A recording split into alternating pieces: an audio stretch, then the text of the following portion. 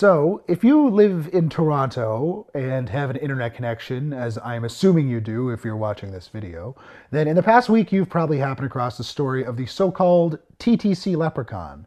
Now, a quick refresher here, a local woman was getting on a northbound Pate bus that was crowded. She tried to take a seat, but a man on that same bus said that the seat, unfortunately, was reserved for his bag.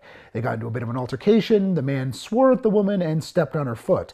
Now, the man in question was wearing a bright green lime shirt and a bowler hat, and he had rings all over his fingers and an enormous scraggly goatee. He looked like a leprechaun, hence the TTC leprechaun.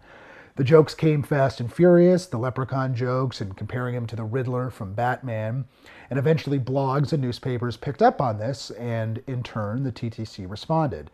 As spokesperson Brad Ross put it, bags don't pay fares, people do. So yes, this guy is obviously in the wrong. Nobody knows why he was acting like this. Maybe he was, late for a men's rights powwow or a Warhammer tournament. His motivations are a mystery, but we know that he's in the wrong. What still kind of bothers me about this is the way that the public shaming of people like this tends to accelerate at viral speeds, sort of snowballing out of control. There's a part of me that thinks that this sort of behavior is totally mean-spirited and totally unproductive.